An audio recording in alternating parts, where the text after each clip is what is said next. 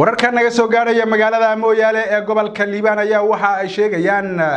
in maalinkii labaad uu gudaha magaalada Mooyaale ka socdo dagaal khadhaadh oo u dhaxeeya bulshooyinka Oromada iyo Soomaalida maleeshiyaadka qoomiyadda Oromada ee hubaysan ayaa waxa iyagu ay labadii maalmood ee la soo dhaafay ka wadeen magaalada Mooyaale weerar qorshaysan oo ay ku qaadayeen shacabka Soomaaliyeed ee ku dhaqan gudaha magaalada Mooyaale iyo nawaaxigeeda shacabka Soomaaliyeed ee ku dhaqan gudaha magaalada Mooyaale oo aan inaba hal ekaatay ee wax gurmad ah ka helin meel ayaa iyagu ku guuleystay inay iska caabiyaan maleeshiyaadka horarka ah ee maamulka Oromada kuwaasi oo ay muuqato in ay si rasmi ah uga dambeeyaan ciidamada militariga Itoobiya iyo waliba maamulka qoomiyadda Oromada madaxweynaha dawladda deegaanka Soomaalida ayaa marar badan waxa uu isku dayay in la xakameeyo colaadaasi waxaana kulamo kala duwan uu la yeeshay madaxweynaha maamulka Oromada iyo sidoo kale odayaasha iyo guurtida qoomiyadda Oromada ilaa iyo haatan ma muuqato wax isku day ah oo qoomiyadda Oromada maamulkoodu ay doonayaan in ay ku joojiyaan dagaalkaasi ka socda xuduudaha dhaca ama u dhaxeeya Ogaadenya iyo bulshada Oromada weerarada qorshaysan ee maleeshiyaadka qoomiyadda Oromadu ka wadaan guud ahaanba deegaamada dhaca xadka labada bulsho oo marba marka ka dambaysa si xoogaysanaya ayaa waxa muuqata in ay gacan ka helayaan ciidamada militariga Itoobiya waxaana jira xiisad colaadeed oo iyadu haatan ka taagan degmada Tulli Guuleed oo ku taala galbeedka magaalada Jigjiga ee xarunta dawladda deegaanka Soomaalida Ogaadenya guud ahaanba qaybaha kala duwan ee shacabka Soomaalida Ogaadenya ayaa iyagu indhaha ka dhawraya colaada abaabulan ee ay qoomiyadda Oromadu ku hayso shacabka Soomaaliyeed ee aan isdifaaci karin ee ku dhaqan deegaamada dhaca xadka labada bulsho sidoo kalena ma muuqato qorshe ay dawladda dhexe ee federaalka ah ee dalka Itoobiya ku xakameynayso amaba ay kula xisaabtamayso dhagar qabayaasha iyagu ka dambeeya abaabulka colaadaasi oo dad badan oo Soomaaliyeed ay ku nafwaayeen ma jirto ilaa iyo haatan cid si rasmi ah uga hadashay weerarada labadii maalmood ee ugu dambeysay ka socday magaalada Mooyaale ee gobolka Liibaan halkaasi oo tiro dad ah uu ka soo gaaray khasaare isugu jira dhimasho iyo dhaawac Garrimale enu la fasidare Garrimale enu la fasidare ala Garrimale enu la fasidare Garrimale enu la fasidare Garrimale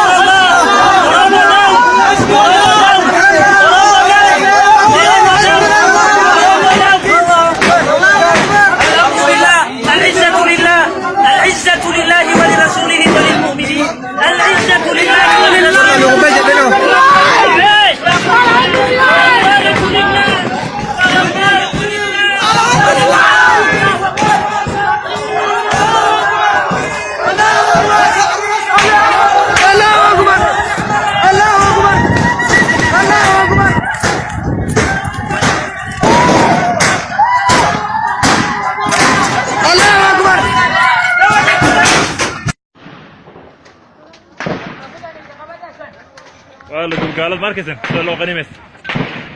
غنيمه سنه قالت والله غبي غريو تانا غبنا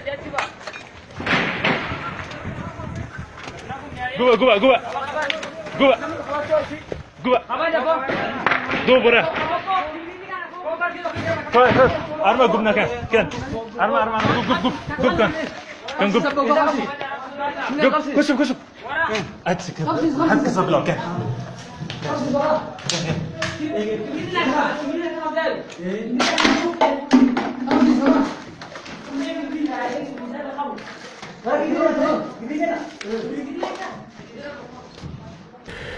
deegaanka degmada Cundhufu wararka naga soo gaarayana waxa ay sheegayaan in qayleedhaan xoog leh oo la xidhiidha dhinaca adeega waxbarashada caafimaadka iyo biyaha ay ka taagan tahay guud ahaanba magaalada iyo deegaamada ku xeeran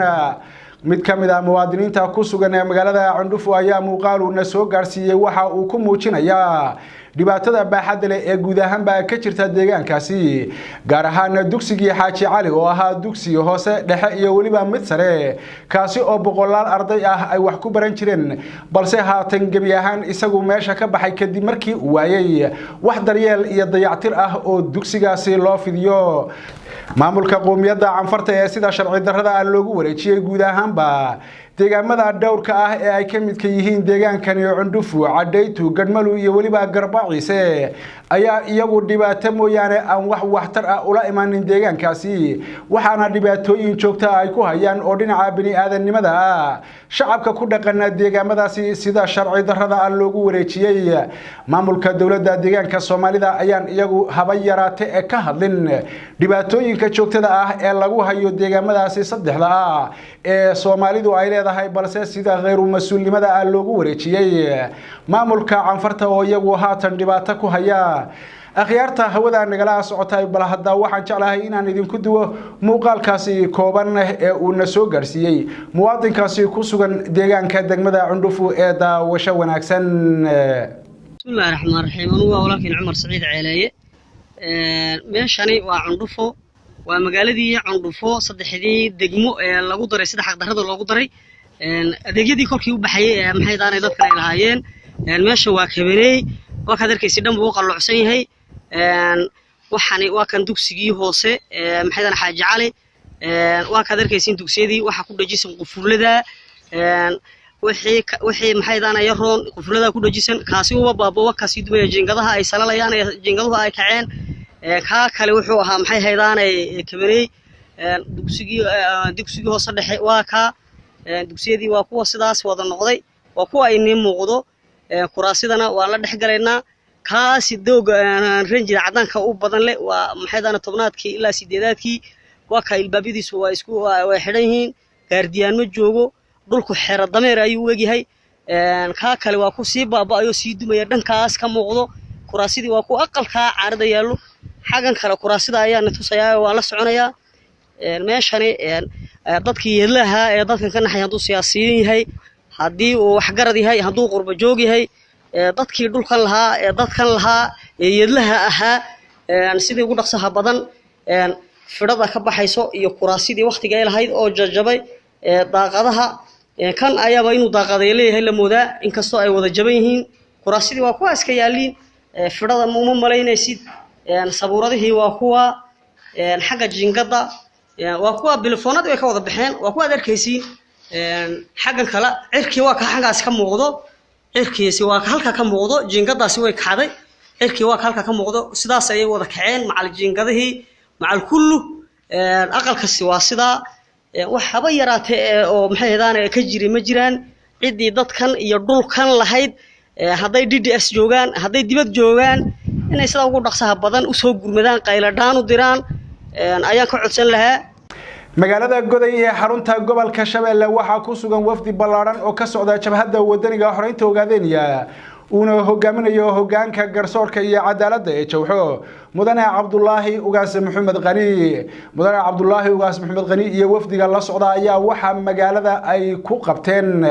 shir ballaaran oo ay ka soo qayb galeen guud ahaanba qaybaha kala duwan ee bulshada sidoo kalena waxa mudane Cabdullaahi Ugaas Maxamed Qani uu la kulmay mas'uuliyiinta iyo waxgaradka iyo sidoo kale aqoon-yahanka magaalada Goday iyo guud ahaanba gobolka Shabeelle kuwaas oo kala hadlay sidii ay isu garab taagi lahaayeen halganka xaq ah ee jabhadda wadaniga xoreynta Ogaadeniya muddada dheer ay ugu soo jirtay gobonnimo ka qaadashada dalkaas Itoobiya kaasi oo haatan qaab siyaasi ay isu bedelay hawlgallada iyo shirarka kala duwan ee hogaanka garsoorka iyo cadaaladda jabhadda wadaniga xoreynta Ogaadeniya uu leeyahay qaybaha kala duwan ee bulshada Goday ayuu guud ahaanba kula kulmay soo dhaweyn diiran iyo ka raali ahaanshaha shacabka waxaana shacabku ay ballan qaadeen in ay si kal iyo laab ah u garab istaagayaan jabhadda wadaniga xoreynta Ogaadeniya halganka siyaasiga ah ee haatan ay ugu jirto sidii shacabka Soomaalida Ogaadeniya uu gaari lahaa ay ka tashi buuxa oo uu kaga hoos baxo dalkaasi Itoobiya xukunkiisa shacabka ku dhaqan magaalada Goday iyo waliba guud ahaan gobolka Shabeelle ayaa iyagu waxa si diiran ay u soo dhaweeyeen qorshayaasha siyaasiga ah ee haatan ay jabhadda wadaniga xoreynta ogaadeen iyo qaadatay gobolka Liibaan iyo waliba gobolka Afdheer buundadii isku xidhi jirtayna waxa ay noqotay gabiyahan mid haatan burburtay waxaana arintaasi qayladaan xoog leh ka soo jeediyay mas'uuliyiinta gobolka Afdheer ee wadanka ogaadeen iyo kuwaasi oo sheegay in haatan xaaladda gobolka Afdheer ay u muuqato mid ka go'aysa amaba go'doon ku jirta oo iyadu aanay haatan heli doonin adeegyadii kala duwan ee ay ka heli jirtay gobolka Liibaan oo gobolka xiriirka ugu weyn ay la leedahay hadaba cabashada iyo waliba qayladhaanta maamulka gobolka Afdheer ee wadanka ogaadeen bal hadda daawasho wanaagsan bulshada waxay u haysay faa'iidada ugu weyn nolosha bini'aadamka ayaa ku tirsaneed waxay isku xidhaysay gobolka Afdheer iyo waxay isku xidhaysay gobolka Liibaan halkaas oo ay u soo mareysay ganacsigii kala duwanaa halkay u mareysay weeyaan alaabta dadka ganacsiga Kenya ay ka soo gataan Mandera wadadana ay soo mareysay sidoo kale wadada alaabta laga soo gato dhanka Soomaaliya ay ka soo gudbistaan Dolobaya dolo Soomaaliya ay ka soo gudbistaan halkan ay soo mareysay halka intuba wadada way istaagtay calay kulli xaal wadada way jaran tahay wax gaaray ama maro hadda xaaladeedana waa saas waxaana go'day sanadka roobkan hadda daay mooyeen roobka ku horeeyay gugaha xilligiisa go'day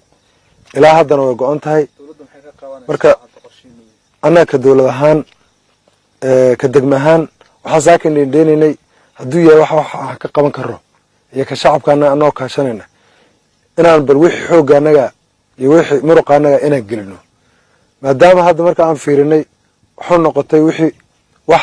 hadda anagu aan qaban karin waxaan codsanaynaa marka ka codsanaynaa dawladda Soomaaliya kilka dawladda Soomaalida in uu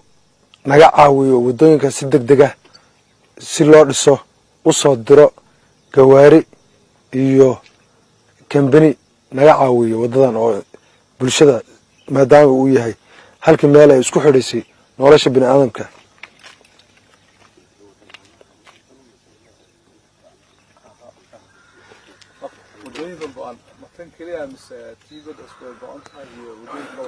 wadooyinka tan bisama wax go'an